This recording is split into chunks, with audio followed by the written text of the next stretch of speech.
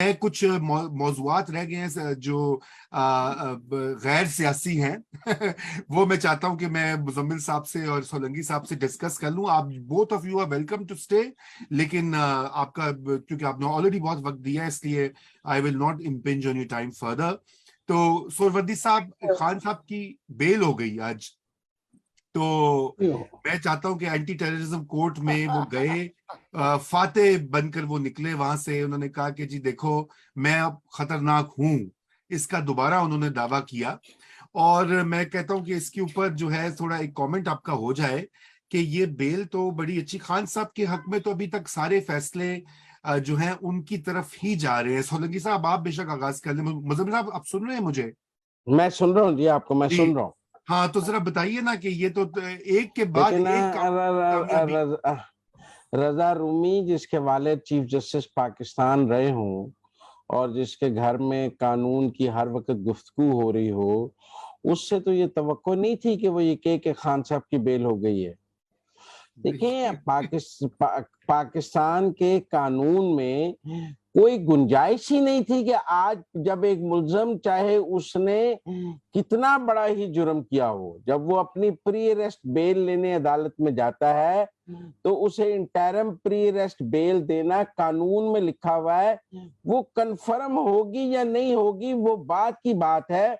जब कोई आदमी अदालत में सरेंडर करता है तो उस दिन उसको प्री अरेस्ट बेल मिलती है, चाहे वो पाकिस्तान का सबसे बड़ा दहशतगर्द हो, चाहे वो कलभूषण हो, चाहे कुछ हो। ये तो कानून में लिखा है। आज बेल डिनाई हो ही नहीं सकती थी कानून के मुताबिक। जब उन्होंने खुद को सरेंडर कर दिया कानून के आगे, तो उसके बाद नोटिस हो गए प्रोसिक्यूशन और इन्वेस्टिगेशन को। तो बेल तो कोर्ट प्रोसिक्यूशन, इन्वेस्टिगेशन और एक्यूज्ड तीनों को सुनकर फैसला करेगी ना कि जमानत देनी है या नहीं देनी है। और वो देने के लिए उन्होंने डेट डाल दी 1 सितंबर की कि दो प्रोसिक्यूशन भी आ जाए, इन्वेस्टिगेशन भी आ जाए और एक्यूज भी अपने दलाइल दे दे। एक प्री अरेस्ट बेल उनका राइट था, कोई लाडले वाली बात नहीं है इसमें। पाकिस्तान के कानून के एसओपीज के तहत उनको प्री अरेस्ट बेल मिलनी थी, उसका इनकार मुमकिन नहीं था। कि हर एक को, मतलब हर एक का राइट है ये। मैंने आपको कहा कि कोई कितना ही बड़ा मुजरिम क्यों ना हो, जब वो प्री अरेस्ट बेल लेने पहुंच जाता है तो पहली पेशी पे इंटरम प्री अरेस्ट बेल मिलना कानूनी तकाजा है। उसकी कंफर्मेशन बाद में होती है या नहीं होती है वो एक अलग सवाल है। तो इसलिए ये कहना कि जी आज उनको बेल मिल गई बड़ा लाडले वाला सलूक है, ऐसी बात नहीं है। किसी जज के पास किसी आइन कानून में उसको इनकार करने का कोई नहीं था। बाकी मैं समझता हूँ ट्रायल कोर्ट के जज ने बहुत ही समझदारी से 1 सितंबर डाली है। उसका मतलब है 31 अगस्त को इस्लामाबाद हाई कोर्ट को देख लेंगे कि वो क्या करते हैं इंटायर कंटेम्प्ट में। जो उन्होंने शोकाज दिया हुआ है वो इस्लामाबाद हाई कोर्ट अपने पैरों पे खड़ा होता है या दुड़की लगा देता है। अगर इस्लामाबाद हाई कोर्ट पैरों पे खड़ा रहा, अतर मिन्नल्ला साहब के आने के बाद जो लार्जर बेंच बनेगा, उस लार्जर बेंच ने अगर अपने पांव पे खड़े रहे और शोकाज विड्रॉ ना किया और इमरान खान साहब को वहां पे बेल बॉन्ड, देखिए वहां भी खान साहब को बेल बॉन्ड देना पड़ेगा, आप समझें, वो वहां भी बेल कराएंगे क्योंकि ये क्रिमिनल प्रोसिक्यूशन है कंटेम्प्ट में। शोकाज के बाद वो उन्हें कह सकते हैं कि आप बेल बॉन्ड दें ताकि आप हार पेशी पे आए और उसके बाद उसमें उन पे चार्ज फ्रेम किया जाएगा जैसे कि एक क्रिमिनल प्रोसीडिंग में होता है और उसके बाद उसमें जो बात है। तो मैं समझता हूँ कि ये को बेल होना कोई इतना बड़ा मार्का नहीं था। खान साहब को भी पता था, सबको पता। हाँ, सवाल ये है कि इमरान खान को बेल कराने के लिए अदालत जाना पड़ा। 2014 से 2018 तक इमरान खान कभी जमानत कराने अदालत नहीं जाते थे। वो इश्तिहारी भी हो जाते थे तो वो जमानत नहीं कराते थे, वो इसको अपनी तौहीन समझते थे। आज उनकी गाड़ी बाहर खड़ी थी, वो अंदर पैदल चल के गए, सारे कारकुनों को उन्होंने वहां कॉल दी हुई थी कि मैं वहां आऊं तो अकेला ना लगूं। कितनी दफा लोग बुला लेंगे, कितनी दफा गाड़ी बाहर खड़ी करके अंदर जाएंगे। वो आज जब कह रहे थे मैं बड़ा खतरनाक हूं, अंदर से वो हिले थे। जी अच्छा जी, मुजम्मिल साहब, मैं सोलंकी साहब उन्होंने दोबारा कहा मैं खतरनाक हूँ। किसको? अब जाहिर बात है मैसेज तो वो अपने वो उन्हीं को दे रहे हैं जो क्या कहते हैं पुराने दस्ते शफकत रखने वाले उनके मोहसिन जो है। हाँ, उनके पुराने मोहसिनों दोस्त। को, साबिक साबिक मोहसिनों को, और जी उसको, और उस उनका वो, और वो हम मोहसिन बेग की बात नहीं कर रहे, हम जी जी फर्क फर्क मोहसिनों की बात कर रहे जी। तो क्या आप क्या देखते, खान साहब है तो उन्होंने लाइन तो ठीक ठाक ली हुई है, अवामी मकबूलियत वाली लाइन, कि जितना वो रेजिस्ट करें, जितने ये केसेस बन रहे हैं, फायदा तो सियासी हो रहे हैं उनको, ये तो एक्सेप्ट करना पड़ेगा। हाँ, सोलंकी साहब लेकिन क्या समझते वो हैं? सियासी फायदा कैपिटलाइज किस चीज में होगा, वो अहम बात है, और कब तक होगा, ये दो हाँ, बुनियादी सवाल हैं। अभी तक तो ये है कि जी वो 15 सीटें आपने पंजाब के अंदर जिमनी सूबाई असेंबली की जीती हैं, जिसकी वजह से पंजाब का सबसे बड़ा चोर डाकू जो है वो वजीर आला बन गया, और कराची से कौमी असेंबली की सीट जीती है, जिसका पता नहीं है कि उसमें इस्तीफा देना है या क्या करना। तो बिल्कुल फिलहाल तो यही फायदा है। इसके अलावा अगर इस सारी सरगर्मी का मकसद ये था कि इस्टेब्लिशमेंट डर के भाग जाएगी और आपके खिलाफ कोई कार्रवाई नहीं होगी, तो कार्रवाई तो गुजरते दिन के साथ बढ़ती जा रही है। घेरा जो है वो दिन गुजरते दिन के साथ तंग होता जा रहा है। मुख्तलिफ जो जगहों से इन पे जो कार्रवाई है वो हो रही है। तो ये हम देखेंगे कि हुकूमत जो है वो इनको जेल में डालती है, या ये कहती है कि नहीं, ये बाहर ही रहे, ये जलसे जुलूस करता रहे। लेकिन जो जिसको वो खुद आज भी उसने कहा कि मुझे टेक्निकल नॉकआउट करने की कोशिश की जा रही है, तो देखना ये होगा कि वो उनकी नाअहली होती है कि नहीं होती है, कब होती है, और अगर वो होती है तो फिर उसके जो असरात होंगे पीटीआई पे, वो देखने देखने वाले होंगे। क्योंकि मुझे नहीं लगता, मेरा दिल नहीं मानता कि इमरान खान डिस्क्वालीफाई होने के बाद जैसे नवाज शरीफ जमात को चलाते रहे। हालांकि उनका कंट्रोल भी अल्टीमेट नहीं है। आपने देखा है कि माजी करीब में और कई ऐसे फैसले थे जिनमें नवाज शरीफ साहब की जो बात है वो कैरी नहीं हुई, बावजूद जो भी उसकी वजूहत हैं। आज भी आबिद शेर अली आके कहता है कि जी वो तनकीद करता है उन पे, मिफ्ता इस्माइल पे, कि जी हम वो ना IMF वाली जो शराइत है लोगों पर न लगाएं। तो मुझे नहीं लगता कि इमरान खान को कोई बहुत बड़ी मदद मिलने वाली है उनकी इन सरगर्मियों से। जी जी। अच्छा, मैं क्विकली ये चाहूंगा कि मुजम्मिल साहब, अच्छा वो शायद मेरे ख्याल से उनकी वीडियो नहीं इस वक्त आ रही, बहरहाल ये उनकी आवाज आ आपको रही होगी। आवाज आ रही है आपको? जी आ रही है, ये नेट का मसला है, मेरा मसला नहीं है। नहीं नहीं, हाँ, वो तो तो नहीं नहीं, आपका गल तो करो ना फिलहाल, तुसी। हाँ, दसो ना आपका जी, तो पूछो मसला, तो गल करांगे ना जी। उन और वली साहब रूमी थोड़ा ते साहब की करीब, इजाजत के बगैर तो बात नहीं कर सकते हैं हम यहाँ नहीं पे। नहीं, आपको इजाजत है, इजाजत है। आप जो है क्या उसे बोलते हैं, आपकी कौन माई का लाल है जो आपको बोलने से रोक सकता है? नहीं नहीं।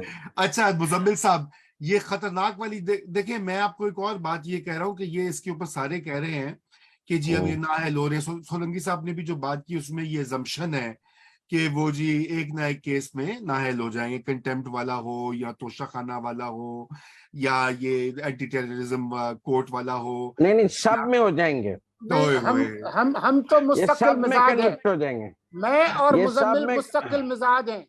हम पिछले तो साल आपको मैं अक्टूबर एक से बात कह रहे बताऊं, थे वो कि इसकी हुकूमत जा रही है। याद ये करें। कहते हैं ये एक केस का, ये एक मुकदमे का केस नहीं है, वो 5-6 मुकदमों में नाअहल हो बिल्कुल। जाएंगे, आप बेफिक्र रहें। ओए होए, आप लोगों की प्रिडिक्शंस जो है बड़ी खतरनाक हैं। बहरहाल मैं ये समझता हूँ, मेरी जाती राय ये है, और मैं आपको ये एक चीज कह दूं कि वो हो भी जाएं तो वो अब इस कदर पॉपुलर हो चुके हैं, और इतनी उनकी मकबूलियत जो है अपने इस स्टैंड की वजह से बढ़ चुकी है। देखिए बड़ी चल अजीब, रूमी साहब 2023 में कोई जून जुलाई में बात करेंगे। आप ये रोज मंत्रा पढ़ते हैं उनकी मकबूलियत का, और हम रोज 2021 में आपको बताते थे। देखिए अभी कोई मुल्क में इलेक्शन नहीं हो रहे हैं, अभी मकबूलियत का क्या सवाल है? जब मुल्क में इलेक्शन होंगे उस वक्त मकबूलियत की बात करेंगे, सर्वेज आ जाएंगे, सब कुछ आ जाएंगे। Let this government perform for 1 year. आप देखें कतर से पैसे आ रहे हैं, सऊदी अरब से आ रहे हैं, लोग कह रहे हैं डॉलर नीचे आएगा, फिर सब चीजें नीचे आएंगी। वक्त देने दें इस गवर्नमेंट को। आप तो हथेली पे सरसों दबाने के चक्कर में है। एक आदमी मुकम्मल तबाही करके गया और उसका ख्याल था आने वाली हुकूमत खड़ी नहीं हो सकेगी, मैं जो कुछ करके जा रहा हूँ, IMF तोड़ के जा रहा हूँ, जो LNG खरीद के नहीं जा रहा, फ्यूल में के कोई ऑर्डर्स दे के नहीं जा रहा, जो आएंगे वो कोलैप्स कर देंगे। नहीं कोलैप्स किए, जो अगले आए उनके नर्व स्ट्रांग निकले, उन्होंने अपनों से भी गालियां खा ली, बाहर से भी खा ली, लेकिन वो खड़े रहे और उन्होंने गवर्नमेंट बचा ली। अब अगले 6 माह में वो रिजल्ट्स दे दें अगर, तो फिर क्या बात करेंगे? वक्त जी तो देना उन्हें। लेकिन आप तो देखिए, थैले पे सरसों जमाने लग नहीं गए। नहीं, मैं हथेली पे सरसों तो जमाए रहा हूं, लेकिन देखें बात यह है कि ये आपकी बात जो आपने कर दी कि ये हम भी बात करते थे, मैं भी यही बात करता था, लेकिन मसला ये कि अवाम जो है वो भूल यही चुके अवाम हैं। 2021 में इमरान खान की शक्ल नहीं देखना चाहते थे। हाँ, तो वो अब देखे ना गलत। अब तो हो सकता है 2023 में दोबारा ना देखने, क्या ना अवाम का मूड तो स्विंग होता है। यहाँ तो आप कहें अवाम पिछले 10 साल से एक ही जगह 200%। पे खड़े हैं। हमने पाकिस्तान की आज अवाम की आबिद सोच में शेर कोई अली ने, तब्दीली नहीं देखी है और उनके वोट देने के ट्रेंड में भी कोई तब्दीली नहीं देखी है, लिहाजा ये कोई तब्दील नहीं होगा। नहीं, फिर वोट आबिद देने शेर के अली ट्रेंड ने, में तब्दीली आ जाती है। नहीं, आबिद शेर अली ने आज कहा कि अब हमारा मुकाबला तो बिजली के बिलों से है, हमारा तो इमरान खान से मुकाबला नहीं। 200% इजाफा हुआ है बिजली के बिल में, कमर टूट गई है मिडिल क्लास की। वही लोग जिनका आप जिक्र कर रहे हैं जो कि नालां थे खान साहब से ठीक 2020-21 है, में। ये एक जो है इस वक्त सर्जरी हो रही है और ये पेनफुल है, लेकिन मेरा ख्याल है आगे जाके रिलीफ हो जाएगा। मेरा अच्छा, व्यू है कि जब तो आप आज सऊदी अरब से भी बात, अब फोन आया है $1 बिलियन का, कतर से भी बात हुई है 29 अगस्त को। अगर IMF वाला एपिसोड जो इमरान खान साहब कुआं खोद कर गए हैं IMF की डील तोड़ के, जिसे वापस लाना बड़ा मुश्किल हो रहा है, वो अगर वापस आ जाती है तो उसके बाद चीजें जो है वो बहुत बेहतरी की तरफ जा सकती हैं। हो सकता है मैं और आप जब सर्दियों में या जनवरी 2023 में बात कर रहे हो तो सूरत हाल फर्क हो और लोगों के मूड भी फर्क हो, मगर अगर आपने को प्रोपेगेंडिस्ट के तौर पर रोज उसके ऊपर मोहरे सख्त रख के उसको शीशा पलाई दीवार बनाना है, तो वो आपका एजेंडा है, हमारा तो नहीं। प्रोपेगेंडिस्ट नहीं, देखिए देखिए, साइंस, पब्लिक साइंस पढ़ना प्रोपेगेंडा नहीं होता इस वक्त, ये हकीकत है। अच्छा, बहरहाल वक्त हमारा बिल्कुल खत्म हो रहा है। मैं चाहता हूं, आपने ट्रोलिंग का जिक्र किया था सोलंकी साहब, आपने कहा उनको ट्रोलिंग से फुर्सत मिले, तो मैं चाहूंगा कि हम अभी ज्वाइन करते हैं थोड़ी देर में अली वारसी, जो हम यहाँ पे नया दौर में काम करते हैं। उन्होंने कल एक स्टोरी की थी कि किस तरह से एक बहुत सो बहुत कॉल्ड, एक तफसीली तफ्तीश की थी हाँ, अली वारसी ने। एक so called international human rights organisation जो है, वो दरअसल में कितनी एक झूठी तंजीम निकली, जो कि अपने आप को दिखाती है कि न्यूयॉर्क में बेस्ड है, हालांकि वो रजिस्टर्ड इंडिया में है और उसको चलाते हैं इंडियंस, और वो PTI के हक में अकाउंट्स करते हैं, और PTI के लोगों ने उसके ऊपर वो कमेंट दिया, वो उसको डिफेंड कर रहे हैं। मुझे तो समझ नहीं आ रही। तो अगर अली आप ज्वाइन कर लें हमें, और ये हम इसके ऊपर उनसे लेते हैं डिटेल, और उसके बाद नाज़रीन से इजाजत लेंगे जी। तो जी सोलंकी साहब, अली आप ये जरा बताइए, ये जो जी जी ये जो फरमाएं। हथ- ये जो प्रोपेगेंडा के इतने क्रूड किस्म के हथकंडे जो हैं, हाँ, ये मुझे ये बताइए कि इसका ये क्यों नहीं समझते इनकी सोशल मीडिया टीम्स, और खान साहब क्यों नहीं समझते कि या तो ये कि वो समझे कामयाब जा रही है ये पूरी चीज और बेहतरीन चीज है। देखिए कल मैंने कासिम सूरी साहब का एक ट्वीट देखा जिसमें CNN का एक फोटोशॉप करके एक लगाया हुआ था कि जी वो बड़ा ह्यूज क्राउड हरिपुर में आया और इमरान खान इतना वो पॉपुलर है।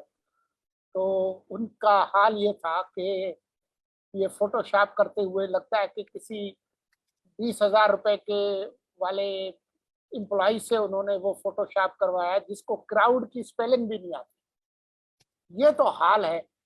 अच्छा, अब ये जो तंजीम इन्होंने जिसने इमरान खान की हिमायत का ऐलान किया, वो भी लगता है कि ऐसी कोई सस्ती कोई फुसफुसी किस्म की चीज थी कि वो फौरन ही आउट हो गई। ये अगर वो $25,000 रिटेनरशिप वाला काम करते तो चंद दिन चल जाती, जैसे रॉबर्ट ग्रेनियर की है और डेविड फेंटन की, तो उसमें तो जरा रोकड़ा ठीक ठाक लगा है। तो जो सस्ते काम करवाएंगे तो ऐसे ही होगा, फिर अली वारसी जैसे लोग जो है वो आपको पकड़ के आपको हलाल कर देंगे। जी अली, जरा वो स्टोरी के बारे में बताइए। सर आपको आवाज आ रही है मेरी? जी आ रही है। हाँ जी, आवाज बड़ी साफ आ रही है। अच्छा सर, ये स्टोरी थी जो हमने जो है वो, मैं सारा क्रेडिट जो है वो हॉग करने की कोशिश नहीं करूंगा। बात ये कि एक अकाउंट है ट्विटर के ऊपर, ओमनिसाइंट XO समथिंग करके, वाहिद वो अपना नाम बताते हैं लेकिन वो अनोनिमस रहना चाहते हैं, तो इसलिए वो हमें नहीं पता। मेरी उनसे कुछ बात हुई है ट्विटर पर, लेकिन उनका ये कहना है कि वो सामने नहीं आना चाहते। उन्होंने कुछ जो जो बेसिक जो इसके ऊपर काम था वो उन्होंने किया था, और उन्होंने ये बताया कि इमरान खान साहब के हक में जो ये अकाउंट ट्वीट्स कर रहा है, इसका नाम है IHRF, international human rights foundation. अच्छा, अब ये कारनामा जो था वो बड़ा बारीक कार्रवाई थी, जो कि कुछ मामला इस तरह से कि एक और ऑर्गेनाइजेशन है जो कि स्पेनिश ऑर्गेनाइजेशन है, यानी वो स्पेन में ज्यादा काम करते हैं और स्पेनिश ही उनका नाम है। उसको जब आप अंग्रेजी में तर्जुमा करते हैं तो वो बनता है IFRH समथिंग HR। इन्होंने ये किया कि इसका नाम रखा IHRF, international human rights foundation. और इससे जो है वो एक ट्वीट की गई जिसमें ये लिखा गया कि we have received credible reports of abuses of authority in Pakistan, we are setting up a working group on this issue. ये चीज थी जो वाहिद साहब के मुताबिक, जिसकी वजह से वो एकदम से हैरान हुए कि ये क्या मामला है कि एक ऑर्गेनाइजेशन है जिसने एक क्रेडिबल रिपोर्ट उसको मिली और उसने एक पूरा यूनिट लगा दिया, एक वर्किंग ग्रुप, जो कि इस चीज को देखेगा। और जाहिर है क्योंकि प्रोपेगेंडा है तो वो फिर गलती हो जाती है, इस किस्म की हरकतें कर देते हैं। और फिर उन्होंने एक व्हाट्सएप नंबर भी दिया जिसके मुताबिक उन्होंने कहा कि जी इस नंबर पर आप हमसे जो है वो राब्ता कर सकते हैं। तो इन साहब ने जो है वो थोड़ा सा इसको चेक किया। इनकी जो लिंक्डइन प्रोफाइल थी उसके ऊपर जब जाकर देखा तो इनकी जो वेबसाइट थी वो .in से आ रही थी, यानी कि इंडियन जैसे .pk होती है या .ca होती है कनाडा के लिए, तो इसी तरह .in जो है वो इंडिया के लिए मुख्तस है। और इन्होंने .in से रजिस्टर्ड इनकी वेबसाइट थी, लेकिन इनका ये दावा था कि ये स्पेन में रजिस्टर्ड है। तो वाहिद साहब जो है उन्होंने ये आपके सामने इस वक्त आ रहा होगा, ये जो NGO है, लिस्ट ऑफ इश्यूज, उनके ऊपर ये लिखा हुआ है कि ये कौन कौन सी स्पेन के अंदर जो NGOs हैं वो रजिस्टर्ड हैं। और ये 2014 के बाद 2019 2018 ये सारी की सारी, क्योंकि ये जो वेबसाइट है और ये जो ऑर्गेनाइजेशन है ये 2020 से हमें नजर आ रही थी। ये इन्होंने, इनका ये कहना था कि हम 2003 से काम कर रहे हैं, 2003 से कोई और ऑर्गेनाइजेशन काम कर रही है, इन्होंने उसका जो है वो नाम लबादा उड़ा हुआ था, या एक इंप्रेशन ये देना चाहते थे कि हम वो नहीं है, हम ये हैं। ये जो लिस्ट है इसके अंदर इनका नाम कहीं मौजूद नहीं था। फिर उन्होंने मजीद इसको जब डिग किया तो सामने ये आया कि एक और ऑर्गेनाइजेशन है IFHR FIDH, जो कि स्पेनिश में इसका नाम बनता है वो FIDH बनता है। और सोलंकी साहब ने हमें बताया कि वो पेरिस में इस ऑर्गेनाइजेशन के दफ्तर में भी जो है वो विजिट भी कर चुके हैं कुछ अर्सा पहले। तो इन्होंने जो आखिरी ट्वीट की है पाकिस्तान से मुतालिक, इस जो रियल ऑर्गेनाइजेशन है उसने 26 अगस्त 2020 को की थी, जब इमरान खान साहब की हुकूमत थी। और उन्होंने बात की थी बाबा जान, जो गिलगित बल्तिस्तान से ताल्लुक रखने वाले एक इंसानी हुकूक के कारकुन है और सियासतदान है, उनके हवाले से।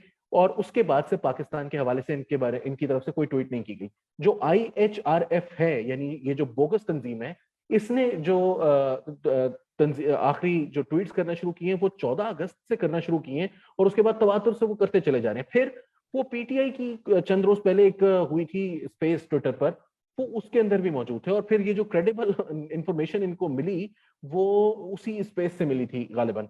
और फिर उसके बाद उन्होंने एक साहब जो जिनका नाम इन्होंने लिखा, उनको थैंक किया, कोई मलिक साहब थे, उनको इन्होंने किया। और जब इन्होंने चेक किया कि आखिर ये तंजीम करती क्या है, तो सामने ये आया कि ये तंजीम जिसको कोट किया गया है, ज्यादा जो बड़ा प्रॉब्लम है यहाँ पर, वो PTI की हद तक अगर प्रोपेगेंडा होता कोई बात नहीं है, लेकिन 8 लाख से ज्यादा इसके फॉलोअर्स हैं ट्विटर के ऊपर, वेरीफाइड ये अकाउंट है। और सामने ये आया कि ये बड़ा सटल किस्म का प्रोपेगेंडा करते रहे हैं माजी में, क्योंकि इस तंजीम की जो स्टोरीज हैं या इनकी जानिब से ये जो खबर ट्वीट की गई एक मरतबा, तो उससे सामने ये आया कि 100 से ज्यादा भारतीय वेबसाइट्स हैं जिन्होंने इनकी स्टोरी को जो है वो पब्लिश किया अपनी वेबसाइट्स के ऊपर। और फिर उन्होंने 4 मुख्तलिफ जबानों में, उन्होंने फ्रेंच के अंदर, इंग्लिश के अंदर, स्पेनिश के अंदर और हिंदी के अंदर उन्होंने इस हवाले से जो है वो खबरें की। ये भी बहुत एक हैरत अंगेज बात थी कि ये क्यों कर रहे हैं, क्योंकि आपको याद होगा कि EU डिसइंफो लैब जो है वो किस तरह से ऑपरेट करती थी, जिसको 2020 में EU डिसइंफो लैब ने, जो भारतीय प्रोपेगेंडा नेटवर्क था पाकिस्तान के खिलाफ करने वाला, उसको जब बेनकाब किया था, तो उसके अंदर इसी तरह से ऑर्गेनाइजेशन जो है वो रन की जा रही थी कि एक जगह से एक फेक अकाउंट, कोई बंदा मर चुका है, उसके नाम से जो है वो एक तंजीम है, या उसके अकाउंट, उसके नाम से कोई बयान है जो कि रहता स्वीडन में है, जिसकी कोई इतनी ज्यादा पहचान नहीं है, यूरोपियन यूनियन का कोई साबिक मेंबर है पार्लियामेंट का, उसकी जो है वो नाम से एक स्टेटमेंट है, और वो फिर मुख्तलिफ जगहों पर हजारों की तादाद में जो है वो शाया होती थी। अच्छा, इसके अंदर भी कुछ ऐसा ही हुआ। मामला ये कि ये जो कंपनी है ये मुंबई में रजिस्टर हुई 2020 में। मुंबई में रजिस्टर होने के अलावा इसके अंदर जो बड़ी मजेदार चीज है वो ये है कि ये स्पेनिश है नहीं, यानी स्पेन के अंदर तो ये रजिस्टर नहीं हुई। दूसरी चीज ये कि इसके दो मालिकान हैं, एक का नाम है स्मिता त्रुशाल चौड़ा और साथ त्रुशाल हरीश चौड़ा। अब ये चौड़ा जो हैं, ये दोनों हजरात ये दोनों कहीं एग्जिस्ट शायद नहीं करते, क्योंकि ना ये फेसबुक पर है, ना ट्विटर पर है, ना लिंक्डइन पर है, ना इंस्टाग्राम पर है। इन नामों से कोई शख्स जो है वो मौजूद नहीं है। इस तंजीम ने जो अपना एड्रेस लिखा हुआ है न्यूयॉर्क का, वो एड्रेस के ऊपर वो फेडेक्स का एड्रेस है, वो फेडेक्स की बिल्डिंग है, वो उसके वहां पर उनका दफ्तर है, उसकी इन्होंने जो है वो नाम रखा हुआ है। अच्छा, फिर 3 अदद, ये आप देख सकते हैं, ये आपके सामने भी आ रही होंगी, ये 3 अदद ट्वीट्स जो हैं वो इनकी जानिब से की गई हैं। ये आपको नीचे लोकेशन नजर आ रही है, एक न्यू दिल्ली इंडिया से है, एक बेंगलुरु से, और एक और फिर बेंगलुरु से तीसरी की गई है। अच्छा, मैं जिस चीज के बारे में आपको एक जो मजाक खेल, जिसकी वजह से मैं इस चीज में इंटरेस्टेड हुआ, वो उस वक्त हुआ जब मैंने ये देखा कि इन्होंने एक ट्वीट की थी। उस ट्वीट के अंदर इन्होंने ये लिखा, शमा जुनेजो की जानिब से उनको एक ट्वीट की गई थी, हमारे प्रोग्राम पर भी आती हैं, एक्टिविस्ट हैं, जर्नलिस्ट हैं। शमा जुनेजो ने ट्वीट की कि आप ये किस किस्म की बातें कर रहे हैं, कि आपको पता नहीं है कि पाकिस्तान के अंदर जो है वो ये जिस हुकूमत की या जिस पार्टी की आप हिमायत कर रहे हैं, इसने अपनी हुकूमत में किस किस्म के अथॉरिटेरियन टैक्टिक्स को जो है वो इस्तेमाल किया है। तो इन्होंने रिप्लाई उनको ये किया, शमा जुनेजो को, कि thank you madam, we are well aware of you and your intentions. जी, इन्होंने कहा कि we are well aware of you and your intentions, जो कि बहुत ही एक अनटूवर्ड, मतलब मैंने कभी अपनी जिंदगी में नहीं देखा कि किसी ह्यूमन राइट्स ऑर्गेनाइजेशन ने इस तरह की बात जो है वो किसी एक्टिविस्ट के बारे में लिखी हो। फिर वो बड़ी तादाद में मेरे समेत बहुत सारे लोगों को उन्होंने ब्लॉक किया, और आज फिर उन्होंने थोड़ा सा इसके अंदर अपडेट है जो कि कल की स्टोरी में शामिल नहीं था। वो ये है कि इन्होंने एक क्लैरिफिकेशन जारी की है अपने ट्विटर अकाउंट के ऊपर। उस ट्विटर अकाउंट के अंदर इन्होंने कोई दस्तावेजात नहीं शेयर की, ये कहाँ से ताल्लुक रखते हैं इसके बारे में कुछ नहीं बताया। इन्होंने सिर्फ ये कहा कि हमारे इंडिया के साथ ताल्लुकात के बारे में जो बात की गई है वो बिल्कुल गलत है, और हम चाहे आप हमारे, और ये जो हम जो कुछ भी हम कह रहे हैं वो फेक न्यूज है, और आप हमारे खिलाफ, और ये मलिशियस इंटेंट है हमारा इनके मुताबिक, और हम फिर भी आपके हुकूक का ख्याल रखेंगे, आपका उसके लिए डिफेंड करते रहेंगे, which is very funny because we are already blocked by the same organisation that is supposed to take care of our rights. तो जी ये था, बिल्कुल ये बिल्कुल। शुक्रिया अली इसके बारे में बताने का। आई एम श्योर कि नाज़रीन ने भी देखा होगा कि किस तरह से ये प्रोपेगेंडा सेल्स जो हैं ये काम कर रहे हैं। अब ये इंटरनेशनल जो है डिस इंफॉर्मेशन की जो फैक्ट्रियां जिनको क्रैक डाउन किया गया था, रियासत पाकिस्तान ने इनके ऊपर बहुत सख्त रद्द अमल भी शो किया था, और जो वो इनका सहारा लेकर ये इस तरह का बयानिया आलमी सतह के ऊपर ग्लोबल सोशल मीडिया के ऊपर प्रमोट करने की कोशिश की जा रही है, जो मैं समझता हूं कि न सिर्फ काबिल मुज़म्मत है बल्कि बैकफायर भी करेगी। इसके साथ ही आपसे इजाजत, आज का प्रोग्राम लंबा हो गया लेकिन चूंकि बहुत कुछ था कवर करने के लिए। सोलंकी साहब थैंक यू, मुजम्मिल सोहरवर्दी, अली तौकीर शेख और आफिया सलाम, सबका शुक्रिया हमें ज्वाइन करने के लिए। खुदा हाफिज।